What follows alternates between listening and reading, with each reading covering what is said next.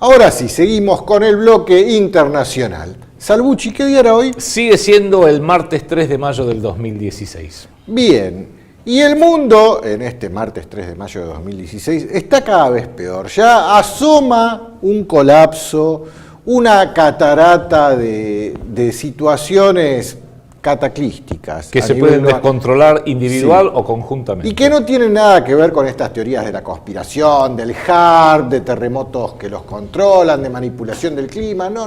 Hecho por el hombre. Todo esto está hecho por el hombre y tiene que ver con las crisis económicas provocadas a propósito, y como consecuencia de las crisis económicas aparecen las convulsiones sociales, y las convulsiones sociales siempre suelen ser un muy bonito disparador para una guerra, y si esa guerra es mundial, mejor aún.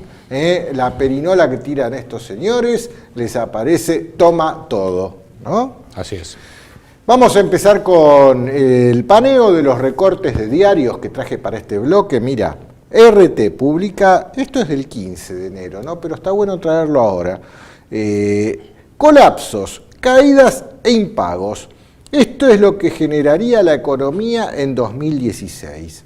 Esto lo decían el 15 de enero, y si vamos ya a esta fecha de 3 de mayo, y sí, vamos derechito a lo que se decía en RT en enero. Mira, algunos expertos ofrecen sus previsiones acerca de la situación económica y geopolítica que vivirá el mundo este año.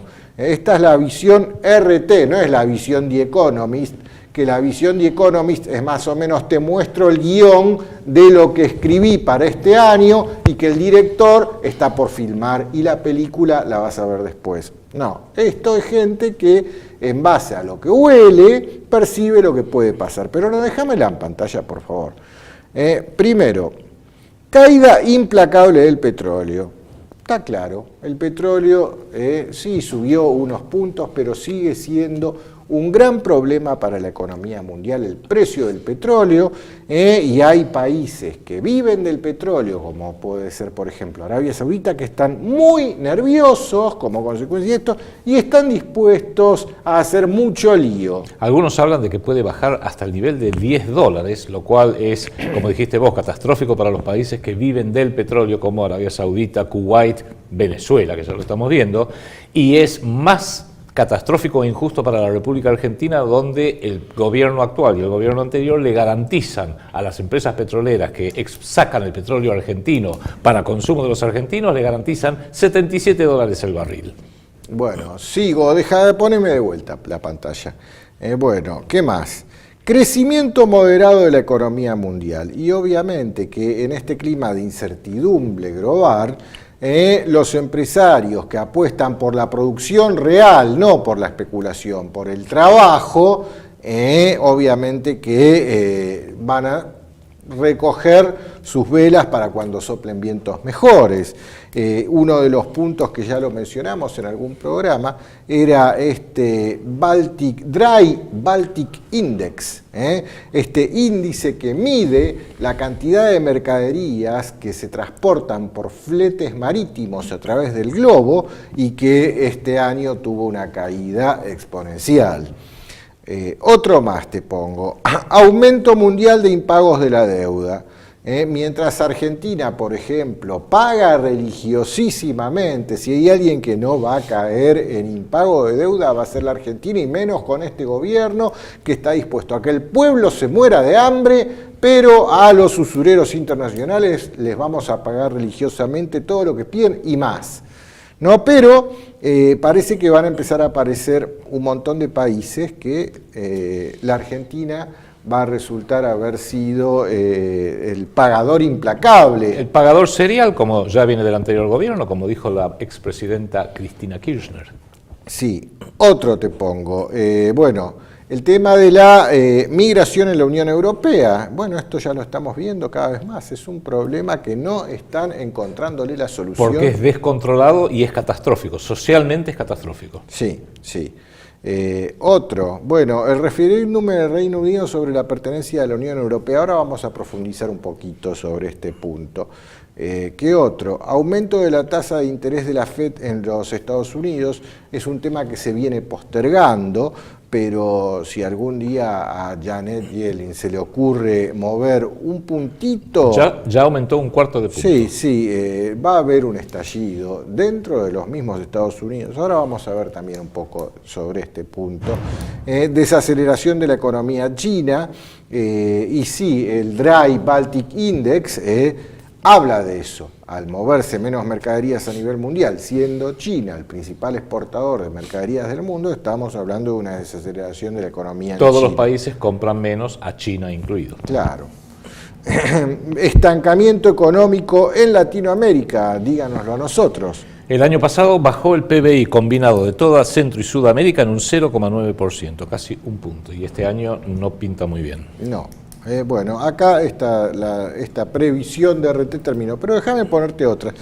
Acá traje muchas notas de RT porque RT en este sentido, hoy por hoy, es el que está dando la información que los medios globales ocultan, omiten soslayan. o soslayan, ¿no? Pero déjame ponerte esta otra nota en cuanto me la cargue bien, porque hoy de vuelta estoy teniendo problemas. Seguimos teniendo problemas con la internet en el canal, no nos han solucionado todavía los de Fivertel el tema de la internet.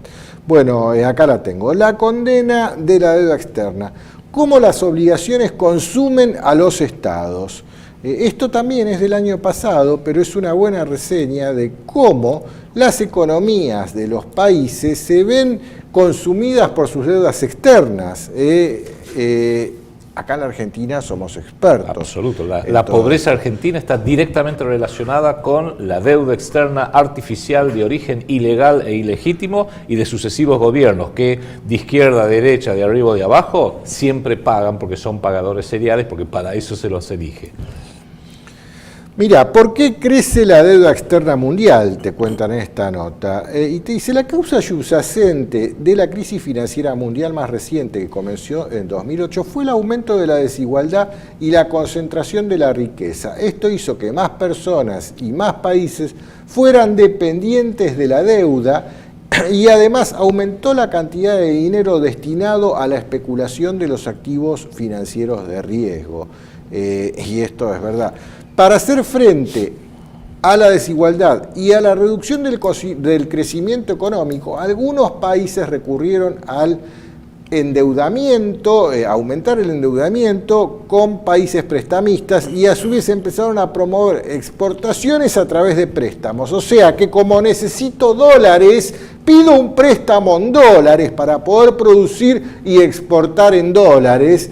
¿A qué? A precio vil, porque siempre hay una pérdida en ese tomo el préstamo en dólares, produzco y exporto en dólares. Claro, hay que diferenciar, Enrique, muy claramente entre lo que es una deuda de la economía real, porque se compraron insumos, se compraron aviones, barcos, productos, lo que sea, o se vendieron insumos, se vendió trigo, se vendió petróleo, lo que sea, y lo que es la deuda financiera, y el grueso de la deuda pública de todos los estados es una deuda financiera generado por las planillas Excel y los intereses usurarios que se aplican en todo lo que son préstamos bancarios y que por supuesto crece sin ninguna contrapartida de mejoramiento de la economía, con lo cual el efecto es endeudamiento catastrófico. Por ejemplo, Estados Unidos está en 19 billones de dólares, la propia deuda de Estados Unidos es mayor a su PBI, lo mismo en Gran Bretaña, lo mismo en prácticamente todos los países. Y eso nos lleva a una pregunta. Todo el planeta, todos los países, Estados Unidos, Reino Unido, Francia, Alemania, Luxemburgo, etcétera, etcétera, Brasil, México, Argentina, España, están todos endeudados a un nivel que es prácticamente imposible pagarla, porque si usted le pide a Estados Unidos, señor Obama, pague su deuda, Obama no tiene de dónde sacar 19 billones de dólares, o David Cameron no tiene de dónde sacar 10 billones de dólares para pagar la deuda norteamericana en el caso de Obama, británica en el caso de Cameron. Todo el planeta está absolutamente endeudado. Y la pregunta clave que ningún medio de difusión y ningún analista, salvo nosotros, aborda es la siguiente. ¿Endeudados con quién? Primera parte. ¿Por qué? ¿Y a cambio de qué? Porque si yo tengo una deuda, bueno, está bien, compré una casa. Está claro para qué tengo la deuda. Me fui de vacaciones, el pueblo la pasó de vacaciones, bueno, perfecto, te fuiste de vacaciones, tenés que pagar. Pero acá son pueblos trabajadores de todos los países, Estados Unidos, Europa, Argentina, Brasil, que trabajan duro, cada vez están más pauperizados y cada vez le debemos más y más dinero impagable Y la pregunta, por favor, hágasela, es ¿a quién? Mirá lo que te dice la nota, habla de todos los países que se van endeudando y dice claramente, la exclusión fue China, que no se ha endeudado fuertemente en el exterior en monedas extranjeras. Porque el secreto también es siempre te endeudas en una moneda que no es la tuya, en lugar de producir tu propia moneda. Y de esto tengo muchos recortes que los voy a traer la semana que viene, que tienen que ver con este punto. Y también te ponen este mapa, ponémelo en pantalla, de cuáles son los países con mayor grado de endeudamiento. ¿Y cuál es el primero por lejos? Estados Unidos de Norteamérica. Estados Unidos. Mira, también España, Europa Francia, también, Alemania. Los países centrales de Europa. Sí, sí. Inglaterra, Francia, Alemania, España e Italia. España, qué mal que te veo, lamentablemente. Sí. Entonces es un gran timo. ¿Por qué? Y Estados Unidos y los países centrales de la Unión Europea. Y ahora vamos a ver también esto. Pero los mayores endeudados del mundo son Estados Unidos y los países centrales de la Unión Europea. No Grecia, no. Aparte, a Grecia lo usaron de chivo. Imaginen lo siguiente, y vale la pena este comentario, y todo esto lo expongo en mi libro Colonialismo Financiero Mundial, Vampiros y Buitres. Para que en la economía real uno se haga de dinero, gane dinero, tiene que trabajar para vender petróleo, vender autos, vender trigo, vender lo que sea. Trabajo y la recompensa es dinero que ingresa al país y después a un privado, a una empresa, lo que sea. Pero en la deuda financiera, que es todo usura, timba, vampirismo financiero, chupasangres de la peor usura imaginable, todo lo que hay que hacer es generar la deuda, generar los gobernantes, como tiene la Argentina, que mantengan la deuda andando, y después sentarse de brazos cruzados como buen parásito, no hacer nada, no aportar absolutamente nada positivo a la sociedad, y la plata viene solita. Lo que necesita es que en el Palacio Presidencial, o donde viva el primer ministro, en Madrid, en Londres, en Washington o en la República Argentina, haya un pagador serial que al fin y al cabo la usura mundial para eso le paga las campañas, ¿no? Mirá esta otra nota, y esto ya lo veníamos adelantando desde el año pasado. Puerto Rico a punto de defaultear los pagos de su deuda luego de que fracasen las negociaciones. Es trágico el caso Esto de Puerto del 2 Rico. de mayo. Sí. Puerto Rico es un estado de los Estados Unidos. Sí, un estado de segunda. Son un los estado Kempers. de segunda. Vos sabés que yo por mi trabajo tengo amigos puertorriqueños, son gente de primera, pero hay solamente 3,5 millones de puertorriqueños en la isla que está en el Caribe, que es un estado libre asociado, que usa el dólar, tienen una deuda pública total de 72.000 millones de dólares. Repito, 3,5 millones de habitantes, con lo cual cada puertorriqueño, que hay crisis, que hay desempleo, debe, cada puertorriqueño, $20.700, y es absolutamente irrecuperable. Y bueno, pero eso es parte, la realidad de la usura es tan dura, es tan cruel, es tan injusta, que si tiene que matar a 3,5 millones de argentinos o brasileños, lo hace sin titubear. Y si tiene que matar a 3,5 millones de puertorriqueños, por más que sean formalmente ciudadanos norteamericanos, ¿qué le importa? Pero a ver, Adrián, explícame. Porque, a ver, el caso de la Argentina, que se endeuda para producir supuestamente, y esa producción la vende en dólares al exterior, recupera dólares, ese es el cuentito que nos hicieron, en la realidad falló totalmente. Pero Puerto Rico, ¿para qué se endeuda? ¿Dónde está en Puerto Rico, que es una islita así, todo el beneficio de semejante deuda? El que vimos recién es el gobernador Alejandro García Padilla. En general, en lo que tanto en el partido de él, como el que es uno de los partidos más liberales de Puerto Rico, como en general en Puerto Rico, se habla permanentemente de algo que nos va a sorprender a todos, porque parece que no pasa en ninguna parte del mundo salvo Puerto Rico: la corrupción de la política, la corrupción de los políticos y la corresponsabilidad de los multimedios de Puerto Rico, que solamente permiten que se escuche la voz de los políticos más corruptos. Creo que por ahí empieza a pasar la cosa. Bueno, ponémela en pantalla, por favor, véale la cara a este señor, García Padilla, gobernador de Puerto Rico. Está claro, Puerto Rico es el primer estado, sí, estado Kelper, pero estado al fin de los Estados Unidos en caer en default.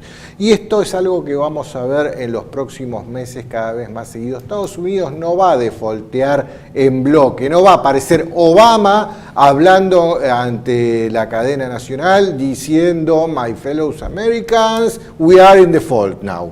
No.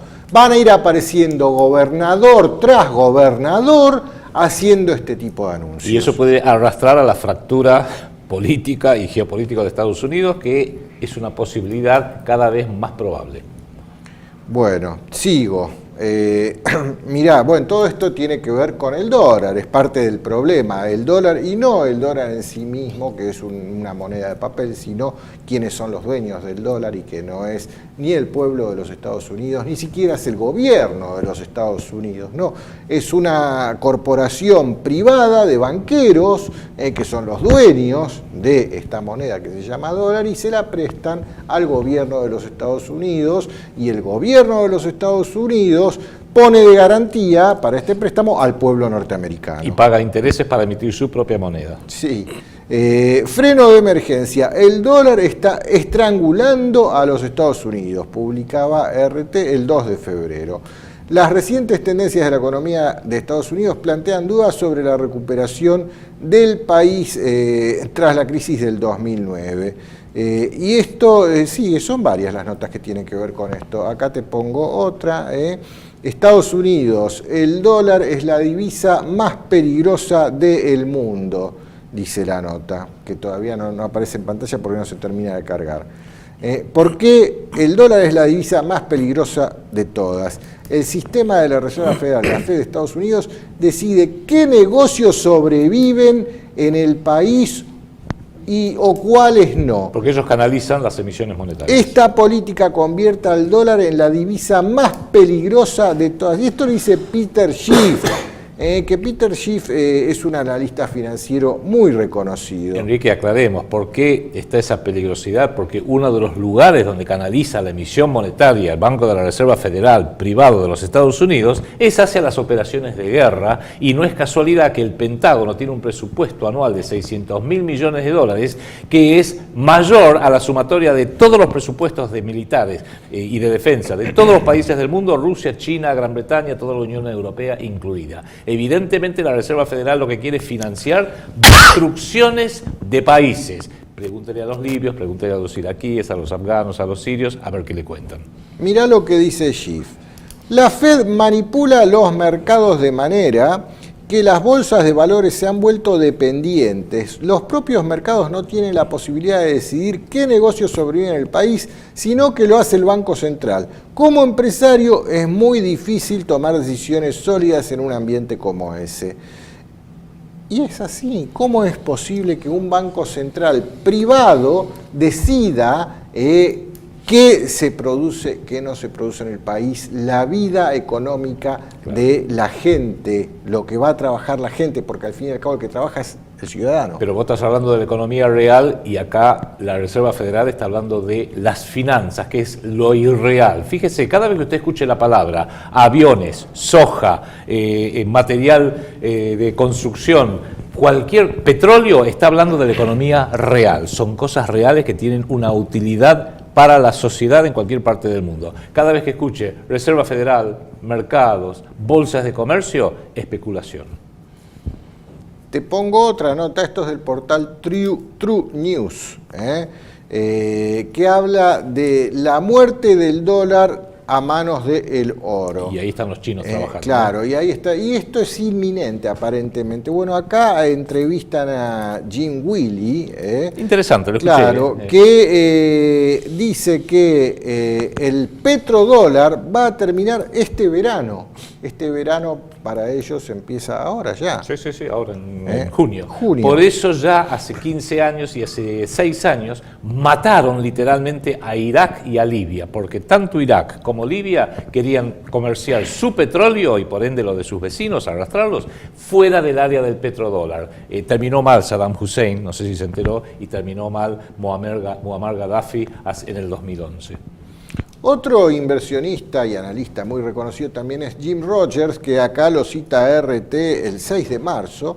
Jim Rogers decía, hay una probabilidad del 100% de que Estados Unidos entre en recesión dentro de un año. Yo creo que falló Jim Rogers en este análisis, porque dentro de un año es ya, claro, es ahora. Lo que ningún diario le dice a usted es que el dólar está respaldado por absolutamente nada en términos económicos. Sí está respaldado por las Fuerzas Armadas de Estados Unidos, y no se les cruce si usted es un país, porque lo puede llegar a aplastar en 15 segundos. Pero el dólar no tiene base alguna, no tiene base metálica, no está respaldado por dólar. Es una entelequia que hay fuerte presión psicológica para que nadie diga que está hiperinflacionado, porque como explico en mi libro, el dólar está recontra hiperinflacionado. Otra te pongo, también DRT. Hoy entiendan, todos DRT, porque los únicos que están difundiendo que lo que está pasando con este fenómeno es RT. Los demás lo tienen acá delante de la nariz, pero se hacen los que no lo ven. ¿Por qué? Porque los propietarios de los propios medios son parte del sistema. Y si lo hacen, los echan al diablo. Claro, está claro esto, ¿no? Esto es RT. La cesta de divisas internacionales puede acabar con el dólar. Y esto lo dice el diario Pravda en un análisis que hizo, el diario ruso Pravda, ¿no? Mirá lo que dice. La fórmula para debilitar al dólar no debe apoyarse en el euro. La moneda europea está muy vinculada al dólar en múltiples aspectos, y las élites financieras europeas, en particular las alemanas, están encajadas en las élites financieras estadounidenses, por no hablar de las élites holandesas, la City de Londres, etcétera. O sea, está todo entrelazado. Y están tratando de gerenciar un colapso controlado del área dólar y también del área euro para reemplazarlo por una moneda mundial. Pero ese colapso controlado se les está poniendo cada día más difícil, y si un día a los propios artífices de este sistema perverso se les descontrola todo, va a ser un caos para todo el mundo. Sí. Y evidentemente tiene que ver con el petróleo. Está claro que el primer colapso va a venir por el lado del petrodólar, y por eso Rusia, y esta noticia sí es de esta semana, del 29 de abril, Rusia, la noticia que publica Sputnik, rechaza cotizar el petróleo en dólares. Claro, pero al revés de Irak y de Libia, que los invadieron y los destruyeron, no creo que las élites occidentales se atrevan a meterse con Rusia. Mirá lo que dice. El Kremlin busca estimar el precio del crudo ruso en rublos. Obvio. Y tengamos en claro, Rusia es el principal productor de petróleo del mundo. La mayor reserva del planeta. No es Arabia Saudita, no es Kuwait, no es Qatar, no es Venezuela, mucho menos Estados Unidos. Es Rusia. Y parece que el segundo campo de mayor reservas es el del mar argentino en la zona de Islas Malvinas. Entonces, ¿qué futuro nos espera, Adrián, con este panorama? Rusia rechaza cotizar el petróleo en dólares, y nosotros, nosotros nos comprometemos a respetar un precio internacional del crudo para que ya existe solamente en el pasado. Para que Chevron, la Shell, Total de Francia puedan recibir los $77 cuando el petróleo está en $30, y por supuesto no hagamos nada para molestar a los británicos, para decirle, el petróleo que están usufructando ustedes en la plataforma continental del mar argentino es nuestro. No van a ser cosas que digamos algo y que se enojen y se molesten con nosotros, Enrique. Y te pongo la última noticia antes de irnos a la tanda, que tiene que ver con esto del dólar y su posible muerte, asesinato o extinción o secuestro. No lo sé lo que va a terminar pasando con el dólar, o violación premeditada, vaya uno a saber qué, muerte con alevosía. Sí. 27 de abril es esto, raya Beyond the Headlines. El nuevo Banco de Desarrollo de los BRICS entrega los primeros créditos. A mediados de abril se aprobó el desarrollo de 4 proyectos de energías renovables por más de 800 millones de dólares. Bueno, sí, acá para poder poner la nota lo tienen que referenciar en dólares, pero ese préstamo no se hizo efectivo en dólares. Claro, es para poder tener un punto de referencia. Sí, para poder tener un punto de ver de qué estamos hablando. Dentro del paradigma mundial, solamente nuestros programas ejecutan la variable dólar, no ejecuta ninguna otra variable. Si usted pone cualquier otra variable, el sistema no lo reconoce. Entonces, bueno, te lo tiran en dólares para que tu sistema cerebral lo reconozca y pueda ejecutar el comando cibernético. Bueno, ¿vamos a una tanda? Dale, vamos a una tanda.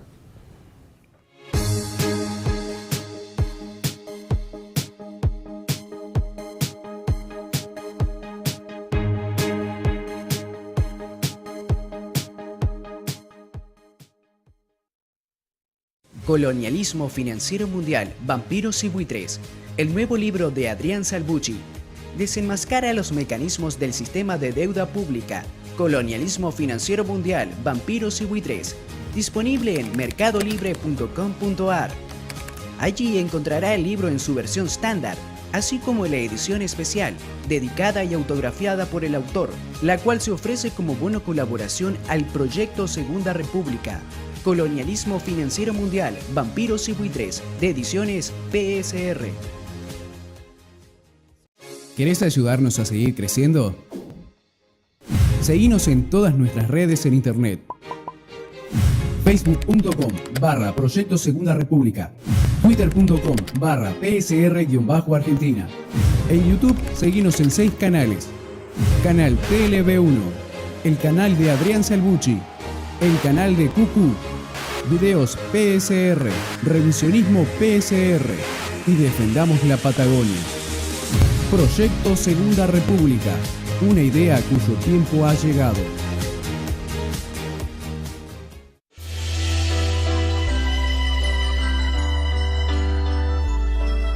Presentamos el Proyecto Segunda República, un movimiento ideológico para pensar el país, que nació por el 2001, a partir de la voluntad de un grupo de personas que, al igual que muchos otros, creyeron que ya era hora de un cambio de paradigmas en la forma de administrar nuestra nación.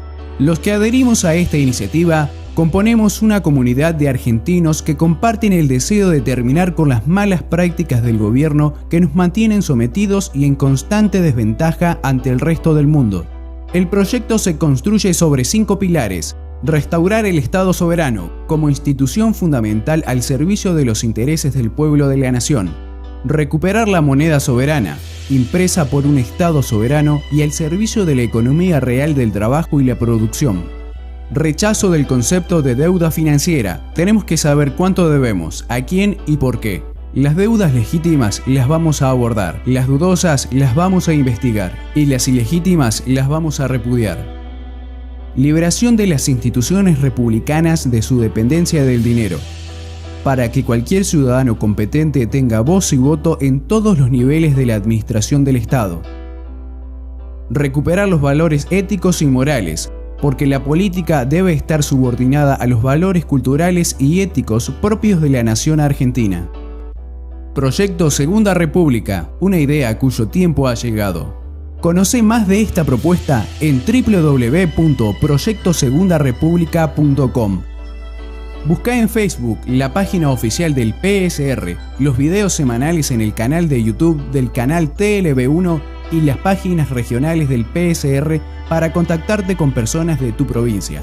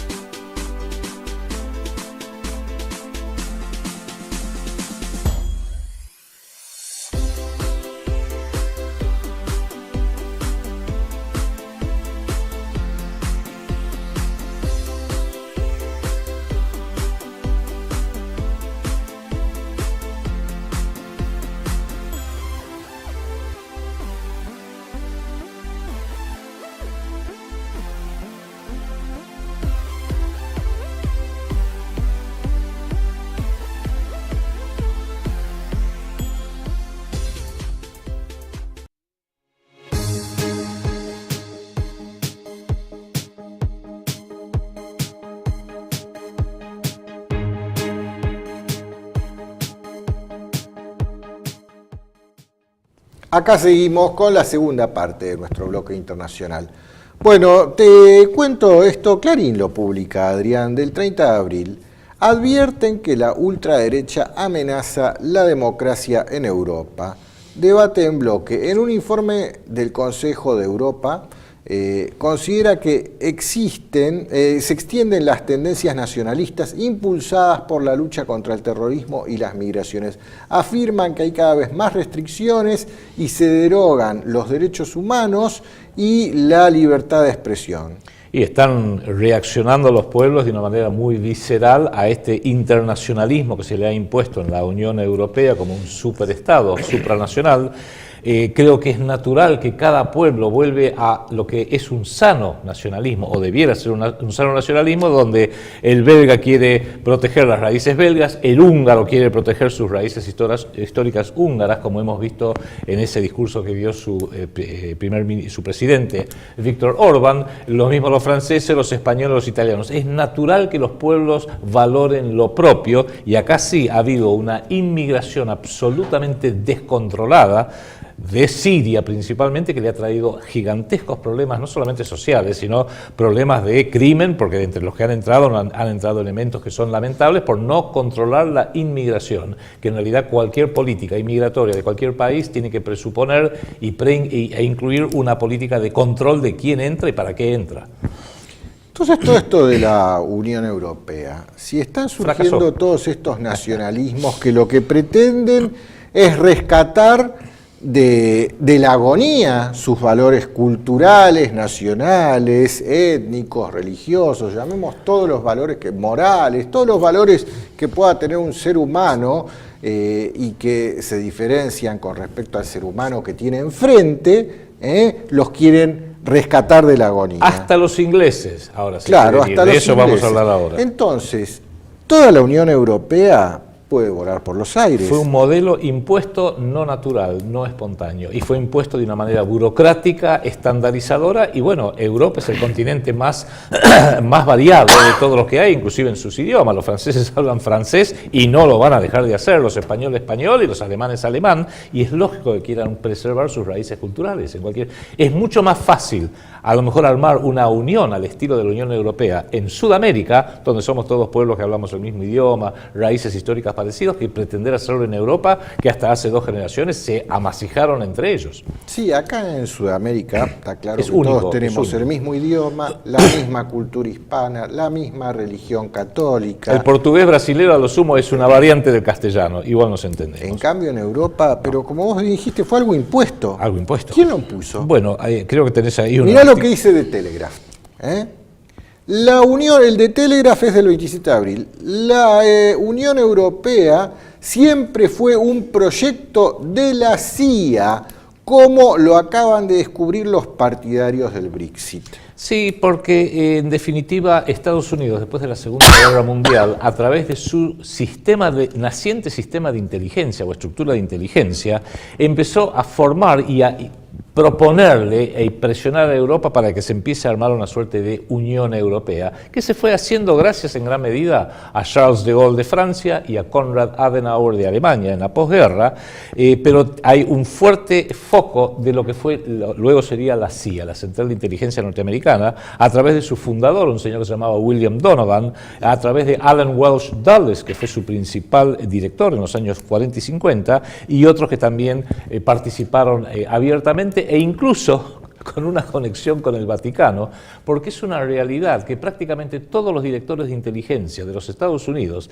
desde su fundación, salvo algunas pocas excepciones, y quizás valdría la pena hacer un programa sobre esto más puntual, Enrique, son muy próximos al Vaticano. Muchos de ellos son una orden que se llama los Caballeros de Malta, donde hay una suerte de, pongámoslo así, conexión jesuítica, muy importante para entender cómo opera también la inteligencia norteamericana como servicio de inteligencia en algunos de los procesos fuera de Estados Unidos que viene proponiendo a lo largo de las décadas. Bueno, mirá, poneme la pantalla, esto lo decía de Telegraph, Mirá también cómo RT se hace eco. Documentos desclasificados del Departamento de Estado revelan que la Unión Europea fue un proyecto de la CIA. O sea, se lo están diciendo en la cara a los europeos. Nosotros hicimos esto. ¿Cuántos minutos faltan para que la Unión Europea vuele por los aires, me pregunto? Empezó con la Comisión por una Europa Unida, que era una comisión norteamericana, presidida precisamente por estos señores de la CIA que acabo de nombrar, William Donovan en primer término. A ver, esta noticia, volvé a ponerla, esta noticia es sumamente relevante. Pero los ¿Qué diarios pasa que la gente occidentales no está reaccionando y los Claro. diarios occidentales no hablan de esto? Y la gente no se está enterando. A ver, señores europeos, le han impuesto esta Unión Europea los muchachos de la CIA. Así es. ¿Qué Así es. esperan para salir a la calle y terminar con este engendro de dominación promovido por un servicio de inteligencia de una potencia foránea? Que ya en los años 50 y 60 preveía la unión monetaria. ¿Qué pasa? Lo que pasa es que para entender esto hay que entender que la Unión Europea, en lo social, en lo jurídico, en lo político y en lo monetario, fue un experimento en un Estado supranacional, o sea, un Estado que rija a otros Estados de menor rango, que es cada nación dentro de la Unión Europea. Pero tengamos presente que fue un experimento para ver cómo se le podía ir dando forma a algo mucho más ambicioso, que es el venidero, ya cada vez más cerca, gobierno mundial de derecho. Con lo cual, para poder avanzar hacia el próximo estadio del gobierno mundial, hasta son conscientes que tienen que ahora iniciar la fractura controlada de la Unión Europea para poder fagocitar a un nivel mucho más elevado y mucho más completo y mucho más abarcador lo que sería cada unidad hoy nacional para que forme parte de este mega Estado global, gobierno mundial que se quiere imponer ya no solamente a Europa, sino a toda la humanidad. Mira, te paso una seguidilla de repercusiones de líderes europeos o de instituciones europeas que tienen que ver con qué pasa si se acaba la Unión Europea, ¿no? Draghi, ¿qué dijo Draghi según el portal negocios.com, el diario económico, el 2 de mayo? Alerta sobre el Brexit. El futuro de la Unión Europea crea incertidumbre. Defiende las medidas del Banco Central Europeo para evitar la deflación de la eurozona. Pero bueno, lo dice Mario Draghi, que es un agente de todo esto. Sí, es el ¿no? presidente del Banco Central Europeo, pero Claro. tengamos presente lo siguiente, que en realidad acá no es casualidad que el dólar está en crisis casi al mismo tiempo que el euro está en crisis. El dólar está en crisis porque está hiperinflacionado para financiar las guerras de Estados Unidos y el euro está en crisis porque la propia Unión Europea está en crisis, con lo cual yo entreveo que están tratando de hacer coincidir las dos crisis de caída del dólar y el euro para que sea tan devastador que digan, bueno, vamos a tener que efectivamente avanzar hacia una moneda mundial donde el yuan de China va a jugar un rol importante, pero es otro entorno económico, va a ser una moneda de transición porque ese sí va a tener base oro, porque para eso lo están concentrando el oro en China, y Occidente mientras tanto va a tratar de imponer lo que sería una auténtica moneda mundial, como mínimo para que rija en todo Occidente. Otra del portal Negocios, el Banco de Inglaterra advierte de riesgos por aceptar el Brexit. Sí, la salida de Inglaterra de Claro, la Unión Europea. o sea que no quieren estos señores que manejan la economía del mundo y las monedas que se les rompa el esquema. Claro. No Lo quieren romper ellos a su velocidad porque ven que ya hay muchos indicios. Escocia se quiso separar de Gran Bretaña, Cataluña se quiso separar de España, Valonia se quiso separar de Bélgica y ahora tenemos países enteros como Grecia, Chipre, quizás, ojalá, Italia y España, que también quieren salirse de la Unión Europea, y queda demostrado entonces que fue una gran falacia histórica que le hizo perder mucho tiempo a Europa, desdibujó su imagen, desdibujó sus raíces culturales, y lamentablemente socialmente todos los países europeos hoy están más permeables para ser fagocitados por ya casi lo tenemos encima, gobierno mundial que nos están imponiendo. Te pongo otra más, estos del mundo de España. ¿Puede ser el Brexit el principio del fin de la eurozona? El disparador, sí. Todos están preguntando Sí. esto. Y es la mayor preocupación de David Cameron porque justamente el Partido Laborista propone una salida hay muchos que proponen una salida de la Unión Europea. El Partido Conservador, que es el partido del señor David Cameron, por supuesto que no, de ninguna manera, son eurocéntricos ellos. El alcalde de Londres, mira lo que dice según La Tercera, el Brexit introducirá una incerteza que no será bienvenida. Esto lo dice el jefe del distrito financiero de la capital británica. Una eventual salida del Reino Unido de la Unión Europea sería dañina. Bueno, ese señor que estamos viendo es Lord Jeffrey Evans, por supuesto son todos lores, porque en realidad el alcalde de Londres, lo que nosotros traducimos como alcalde de Londres, allá es el alcalde Lord de Londres, Londres siendo una ciudad, la milla cuadrada, una ciudad de una autonomía total mundial, aún dentro del propio Reino Unido y aún dentro de la propia corona. Las entradas, las calles que llevan hacia la City de Londres están todas marcadas con un dragón rampante, con una cruz roja, justamente en su escudo, y es porque es una ciudad absolutamente autónoma de la masonería, del centro financiero, por supuesto, y de todo lo que hace al centro de poder político de este planeta Tierra.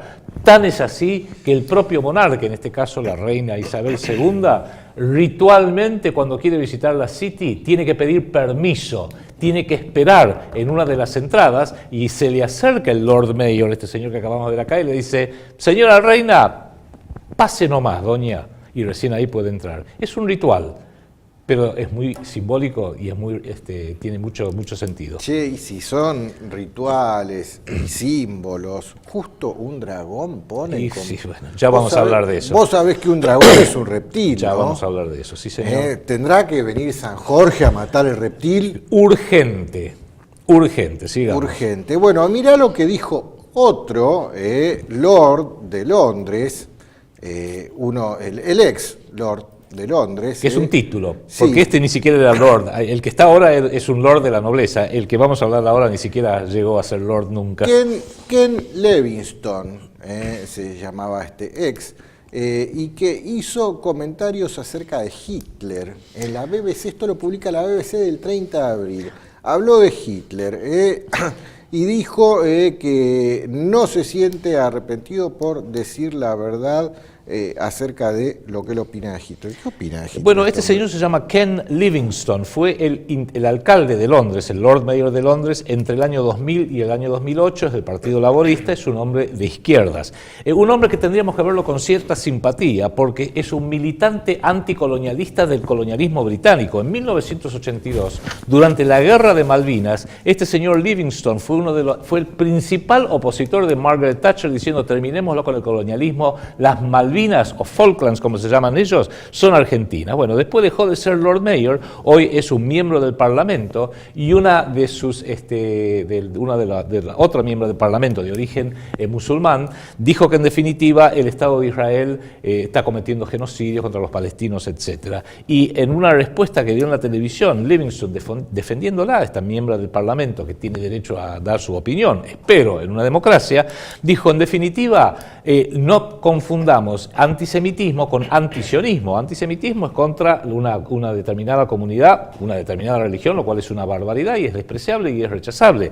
Pero antisionismo y antiisraelismo se opone a una ideología y se opone a un Estado soberano foráneo. Y por supuesto se le vinieron encima, lo querían matar, porque llegó a decir: al fin y al cabo Hitler era sionista.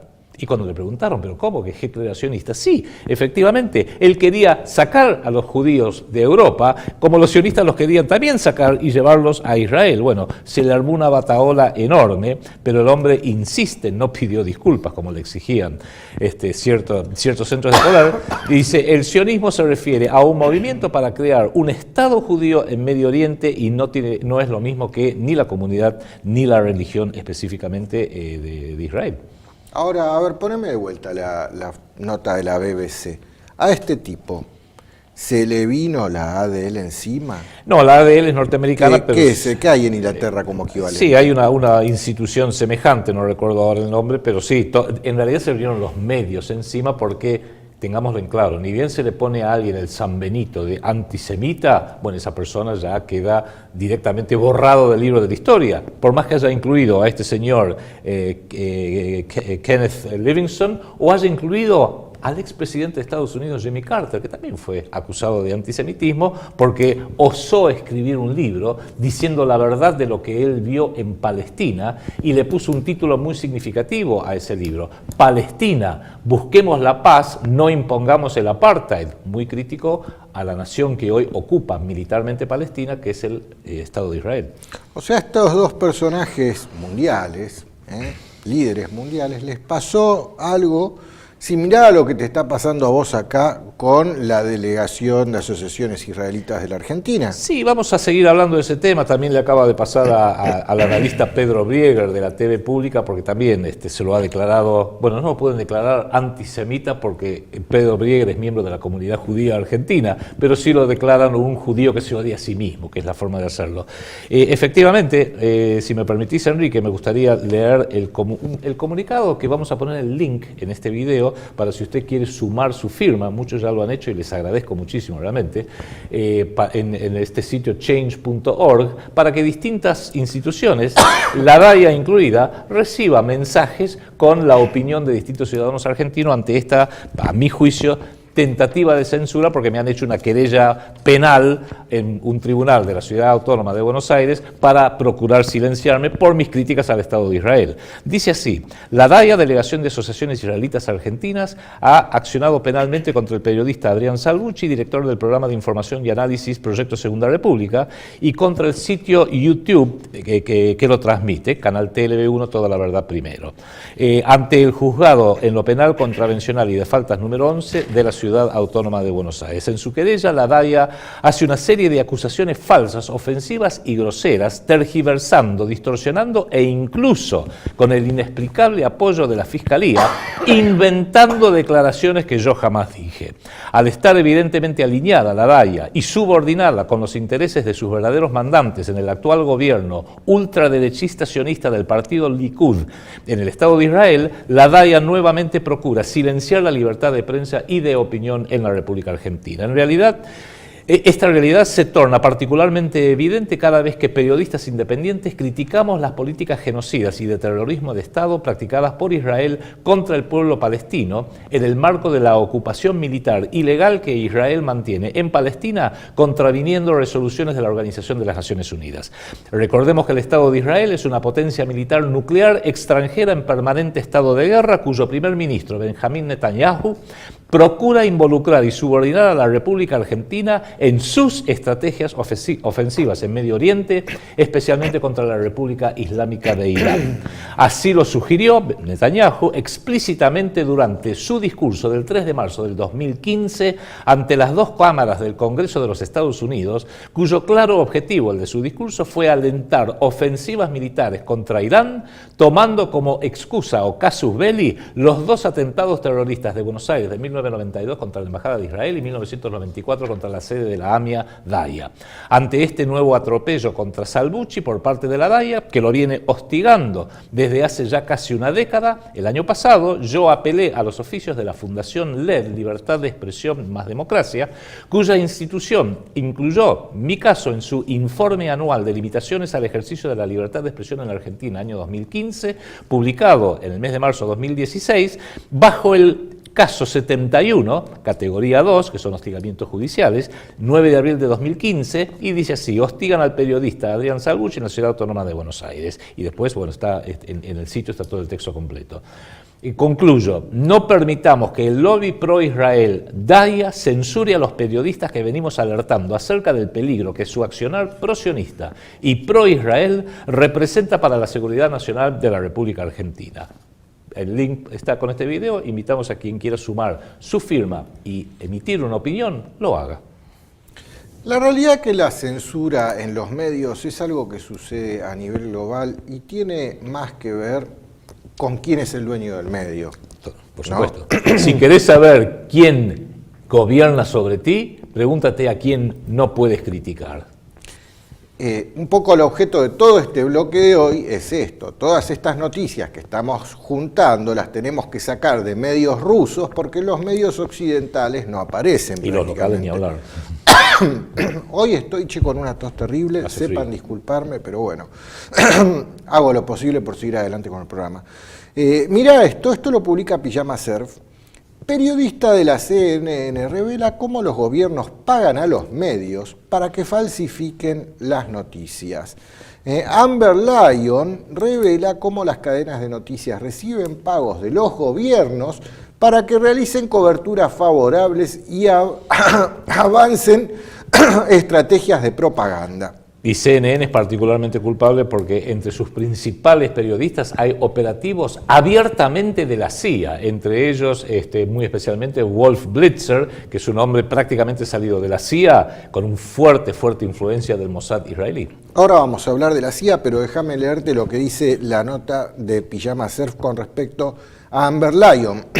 Se ha convertido en un importante whistleblower denunciando el aparato de propaganda de los mass media. Lyon denunció a la CNN luego de que su reportaje sobre las atrocidades del régimen de Bahrein no fuera transmitido en la CNN debido a presiones del gobierno de Bahrein. La periodista se enteró luego de que ese país pagaba fuertes cantidades a la CNN para que fuera presentado bajo una luz favorable. Algo similar pasa acá con Macri y Clarín y La Nación, está claro. También recordemos que Bahrein es la sede de la principal base militar norteamericana en Medio Oriente. También recordemos eso. Pero evidentemente la CIA está detrás de todo esto, como vos bien lo decís, y la CIA se ve que ya no confía en los medios tradicionales, se ve que empiezan a ver el medio en sí, como institución, obviamente que está bien dispuesta a colaborar, pero se empieza a encontrar con la barrera de los propios periodistas que no están dispuestos, como lo que acaba de pasar con Amber Lyon. Entonces, si los propios periodistas del medio no están dispuestos, la CIA tiene que buscar otros canales para llevar adelante sus estrategias de propaganda transgiversada. Y lo encontró en Twitter. Mirá esto que publica Clarín 2 de mayo. La CIA relata en Twitter cómo atrapó a Osama Bin Laden. A ver, ya sabemos todos que Osama Bin Laden no existe, que era un personaje creado en Hollywood, que ese cuento de que lo atraparon se les cayó el cadáver en el mar. En una caverna de medio de Afganistán, y cuando lo agarran. Pero bueno, como ese relato ya empieza a tomar mucho estado público, necesitan reforzarlo, y a través de Twitter te contaban cómo realmente llevaron adelante ese operativo de atraparlo a Bin Laden. ¿Qué fue esto en el año 2009? Fue la realidad, sí, 2009, 2010. Sí, 2009, 2010, no me acuerdo cuándo pasó. Bueno, acá te cuentan en Twitter. Mirá todos los posteos de Twitter de la CIA. ¿Cuántos followers tendrá el CIA en Twitter? Sí, aparte, ¿cuánto podés informar en 140 caracteres? Aunque gobernar vía Twitter es algo que inventó nuestra expresidenta Cristina Kirchner, que básicamente gobernaba vía Twitter. En 2011 lo agarraron a Bin Laden, ¿no? Bueno, te van contando todo en Twitter. Acá, mirá, tenés lo mismo desde la BBC tomado, como te cuentan, te hacen un tuiteo en vivo del aniversario, aniversario, conmemorando el aniversario. O sea, un mito que se les está cayendo, se les derrumba, lo tienen que sobrevivir. Acá te pongo lo mismo del ABC de España, que te habla de esta nota es del 2012, mira. Sí. Ya te dice el ABC de España que Bin Laden era un agente de la CIA. Absolutamente. Esta nota es del 3 de abril del 2012. Y la siguiente es muy interesante. En 1988, Bin Laden creó una base de datos llamada Al-Qaeda con información de 35.000 voluntarios muyardines que habían luchado contra los soviéticos en Afganistán, dando el nombre a la organización terrorista.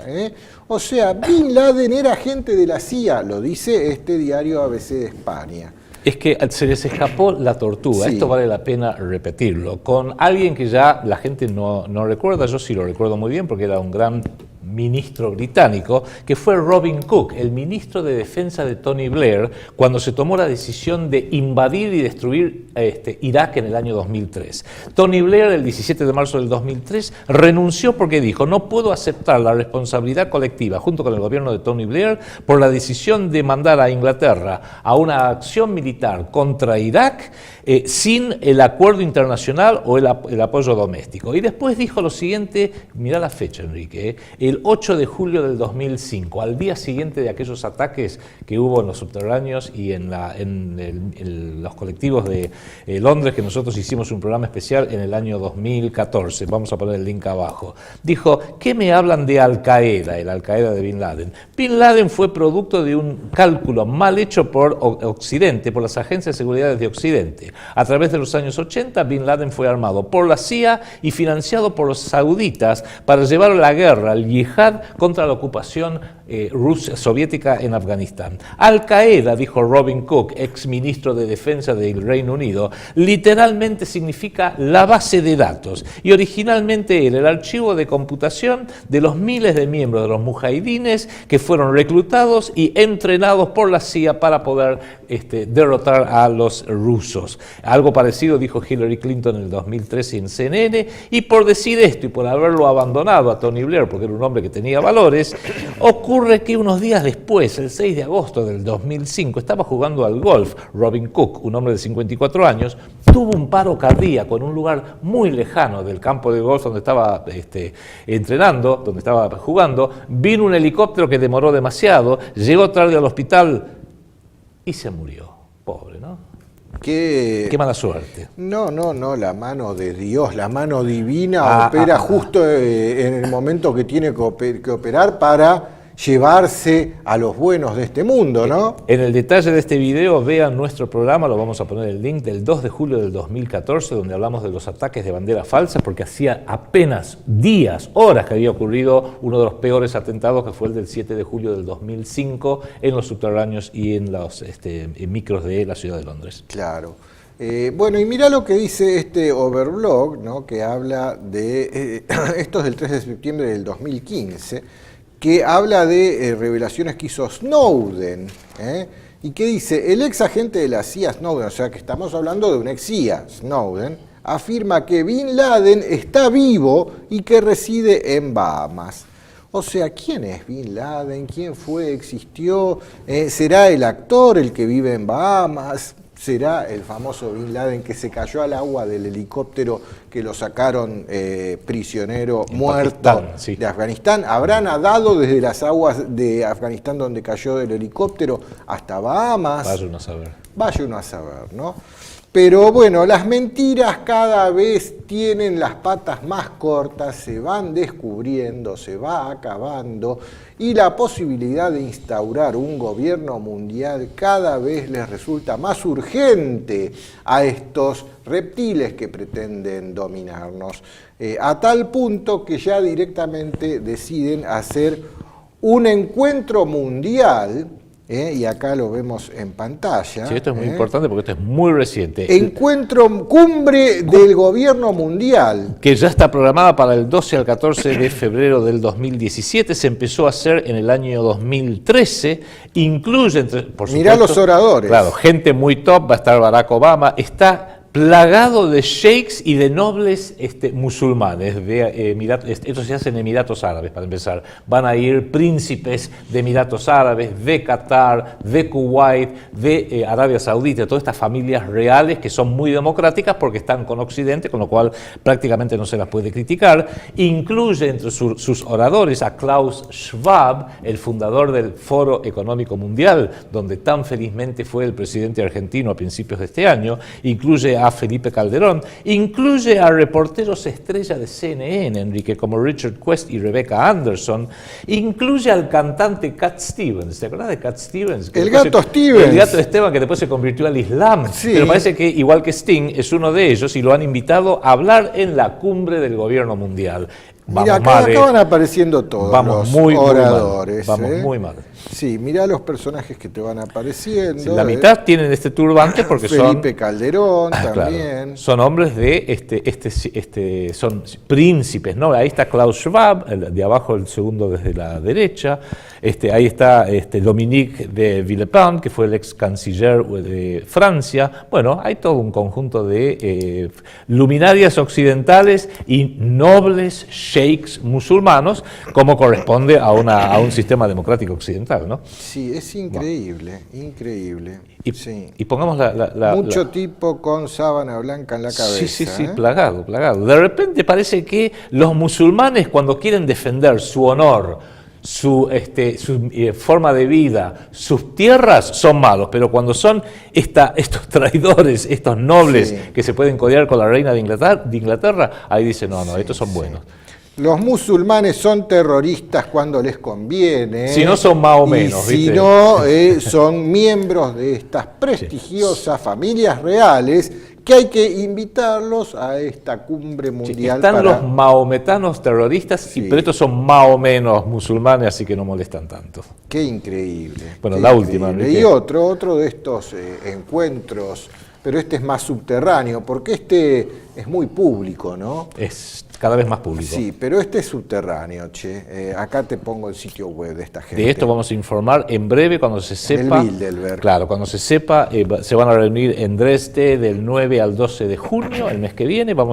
Todavía no está la lista de quiénes van a participar. Sí sabemos que su comité de conducción incluye desde el número 1 del Deutsche Bank, el número 1 de Airbus, el número 1 de Lazard Frères, el número 1 del Instituto Hudson, del cual yo traduje este informe de Iron Mountain, que quien lo quiera, voy a poner el mail abajo para que lo puedan recibir en forma gratuita. El número 1 de Goldman Sachs tuvo entre sus presidentes al príncipe Bernardo de Holanda, al presidente Walter Scheel de Alemania, a Peter Carrington, que era Lord Peter Carrington, el primer ministro de Margaret Thatcher cuando fue la guerra de Malvinas, y en la última reunión que se realizó en Austria, del cual hablamos ampliamente el año pasado, y acaba de haber un dato que a vos te va a interesar, Enrique. No solamente está el número 1 de la Royal Dutch Shell, no solamente está Ana Botín del Banco Santander, no solamente hay miembros del Banco Central Europeo, hay 3 miembros de Google, ya lo habíamos visto el año pasado, que están analizando toda la problemática de la inteligencia artificial. Está el número 1 y el número 2 del HSBC, el número 1 de la BBC, el número 1 de Siemens, está el actual primer ministro de Holanda. Bueno, son todos luminarios, realmente gente de mucho poder. Por supuesto está Kissinger, por supuesto está Rockefeller, por supuesto está Jan Fellicher Roca del grupo Techint. Eso me suena. Está Robert Rubin, el actual número 1 del Consejo de Relaciones Exteriores, del CFR, Council on Foreign Relations, y ex secretario del Tesoro de Bill Clinton. Pero acá hay un dato interesante, Enrique. Hay 7 turcos.